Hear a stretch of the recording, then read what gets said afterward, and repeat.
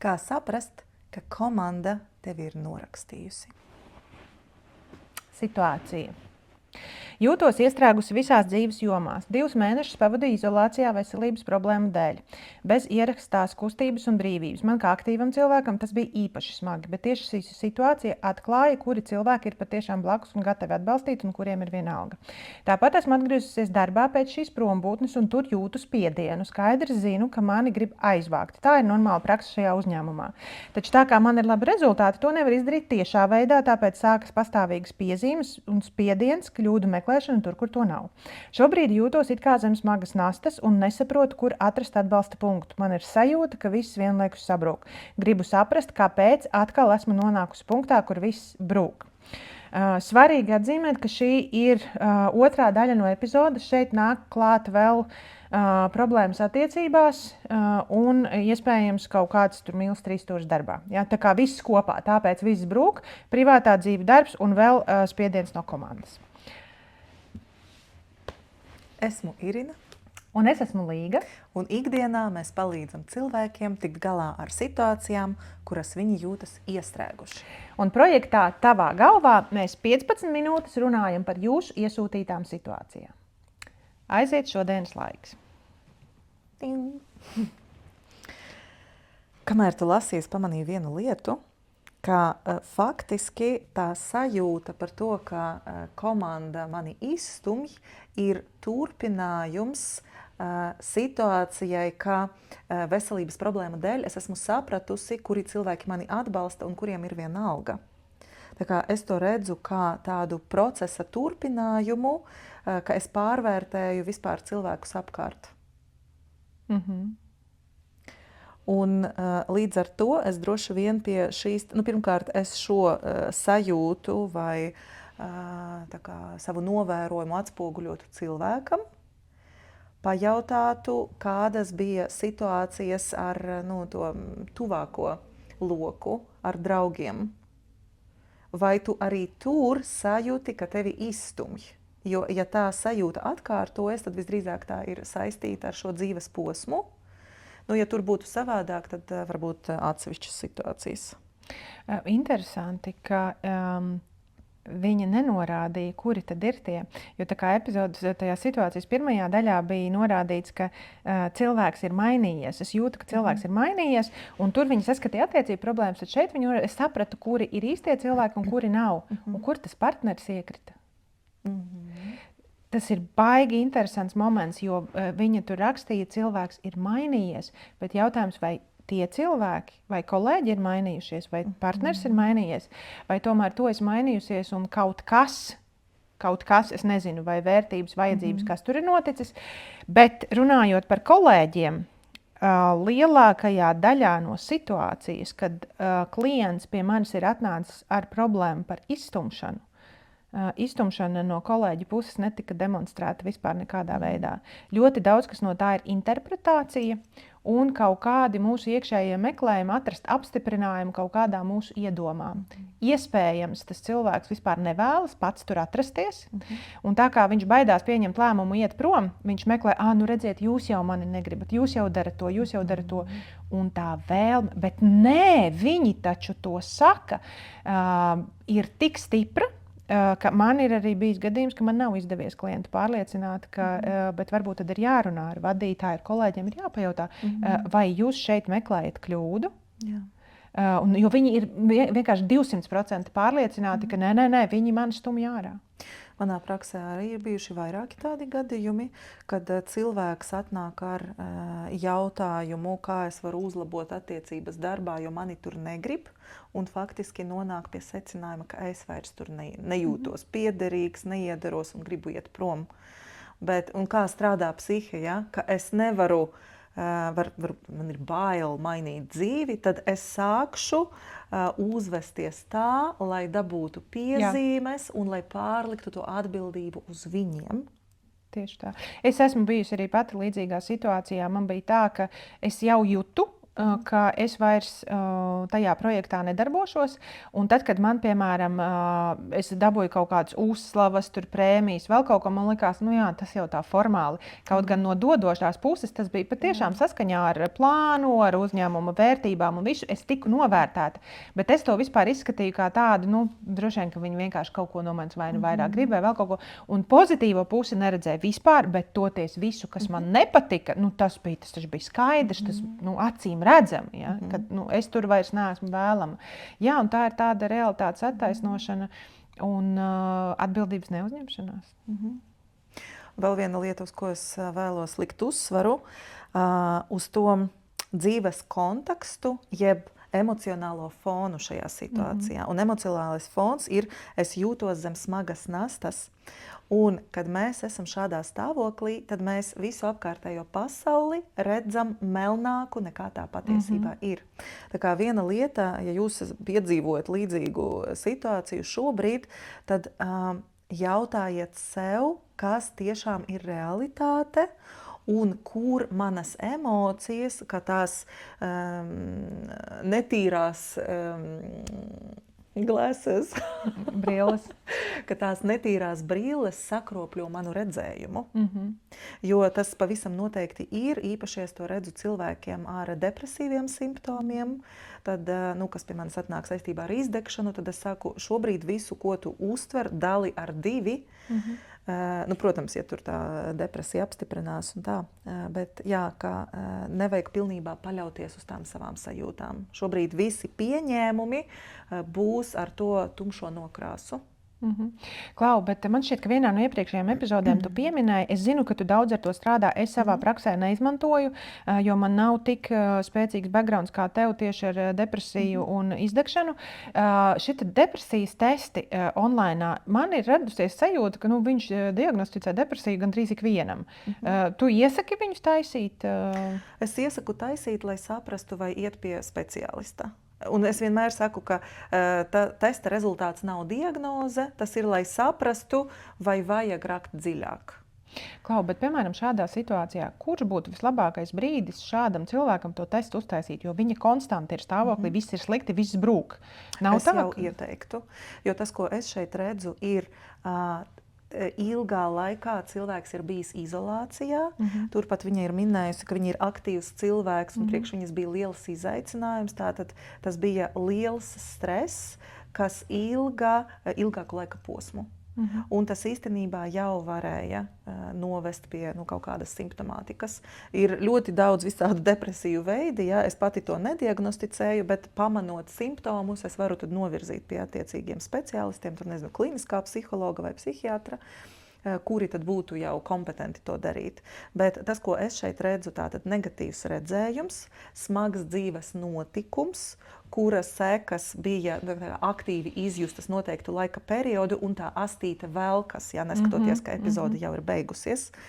Un tā sajūta, viss brūk, viss ir slikti, ļoti bieži mēdz būt depresijas simptoms. Līdz ar to es to testu piedāvātu, pārunātu arī, kā tu guli, kā tu ēdi, vai nav tā, ka tu mosties 3-4 katru nakti, kā tu pamosties, vai tu esi enerģijas pilna vai ne. Respektīvi, es izietu cauri visiem tiem pārējiem simptomiem arī.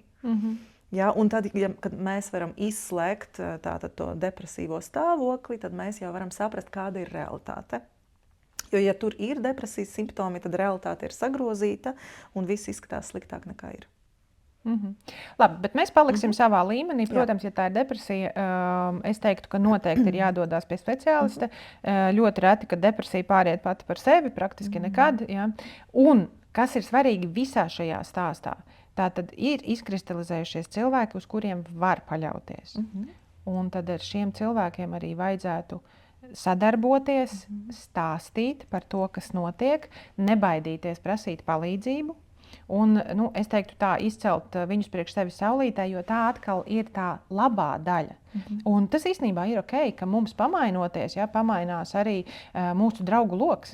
Kāds aiziet projām, jā, un Un var atgriezties pēc tam, jā. Nu, var atgriezties, jā, un ir varbūt kaut kāda vilšanās sajūta, ja, ka kāds aiziet, bet, jā, mēs visi dabā pastāv simbioze, ja, mēs katrs viens no otra kaut ko gribam, ja, ne visiem ir jāziedojās, un ne visiem mums ir jāpiedāvā pilnīgi viss. Bet, jā, tātad ir laba lieta, ka ir draugi, forši, ir tad atgriezusies aktivitāte. Ļoti jākoncentrējās uz to, kas ir labi, kas sanāk, kas pastāv. Un iespējams, ka tas ir tas references punkts, uz ko jāmēra, cik tad slikti ir viss pārējais. Un kas ir manas gaidas, un kā tu teici, kas ir realitāte. Es vēl gribētu likt klāt, parasti, ko es arī iesaku cilvēkiem, kuriem ir sajūta viss brūk, būvēt rutīnas un rituālus. Ja? Lai kas notiktu pasaulē, pulkstens tikos, es ceļos, tīru zobus, noklausos mūziku, noskaņos. Tā kā sākt veidot tos savus rituālus un pie tiem pieturēties, tie psihē ļoti palīdz. Tad, kad ir kaut kāda nestabilitāte, jo tas ir absolūti tavā kontrolē, tu pati vari tā kā uzbūvēt tās savas rutīnas, pie tām pieturēties, un tas tā kā mazinās trauksmi ilgtermiņā. Līdz ar to, jā, draugi, savas rutīnas, kas tiešām ir labi, jā, jo, man šķiet, es neesmu nevienu reizi saskārusi ar situāciju, kad absolūti viss ir slikti. Kaut kādu gaismiņu dzīvē var atrast. Bet arī tas jautājums bija par komandu.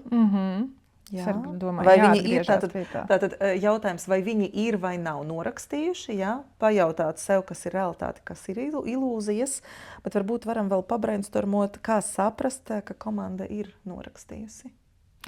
Redz, te ir ļoti svarīgi, atkal iespējams var pakartēt to situāciju, kāpēc es pieņēmu tādu lēmumu, jo man šķiet, ka meklē kļūdas. Kāpēc man šķiet, ka meklē kļūdas? Vai tās kļūdas tur tiešām ir? Laikam viņi rakstīja, ka nav, bet vai es domāju, ka nav? Vai notikusi ir saruna ar tiešo vadītāju? Ja? Vai arī mēs paliekam kaut kādā uzņēmumā, arī viņi pieminēja, šeit tā ir norma. Vai tā ir norma, vai tas ir mans pieņēmums, ka tā ir norma? Cik cilvēki pirms tam bija tā atlaisti? Jo arī tas vienmēr notiek. Un cik reāli? 2 gadījumos. Ja? Tad ir kaut kāds burbulis, kurā viņi eksistē. Ar komandu ir jāpēta, kādas bija attiecības pirms tam un kas ir mainījies. Man ir ļoti grūti izkāpt no rāmja, ka pajautāt, kas notiek. Bet iespējams, ka tur ir kaut kāda krīze pa vidu. Jautājums, kurš to krīzi ir radījis? Vai cilvēks pēc atgriešanās pats ir tāds pats, kāds viņš bija, jo komandai jau arī ir gaidas. Jā, varbūt, ka ir kļuvusi klusāka komunikācija. Ja? Varbūt, ka komanda gaida, tur bija minēts, ka bija trauma kaut kāda, kā tu jūties. Bieži vien komandai vajag instrukcijas. Dārgā komanda, ar mani nekas nav noticis. It īpaši, piemēram, pēc kaut kādiem smagiem personiskiem zaudējumiem cilvēks atgriežas darbā, tie citi cilvēki, kas tur bija, kamēr tevis tur nebija, viņi jau nezina, kā pret tevi izturēties. Un tāpēc bieži vien palīdz, ja tu nevari pats, ir personāla daļas, ir vadītāji, ka pateikt, es no jums sagaidu, ka jūs pret mani izturēsieties normāli. Es negribu, lai jūs man izsakat līdzjūtību vai kaut ko jautājat, vai arī tieši otrādi, ja jums ir jautājumi par manu veselību, es labprāt uz tiem atbildēšu, jo darba vidē runāt par veselību no vienas puses nedrīkst, no otras puses, mums jau nav tikai darba attiecības, ja mēs ilgus gadus strādājam kopā, mēs tomēr gribam zināt. Bet tad, lai neiebrauktu tavā privātajā telpā, tad šo informāciju tu vari nenodot tiešā veidā. Galu galā tu vari uzrakstīt e-pastu. Hei, ir tā un tā, ja jums ir vēl kādi jautājumi, jo varbūt cilvēks pats jūtas nērti pēc tās traumas, vai arī viņš jūtas, ka viņš ir izkritis no ikdienas rutīnas ārā, tad atkal tieši otrādi var palūgt vadītājiem, lai viņš viņu atkal ieintegrē.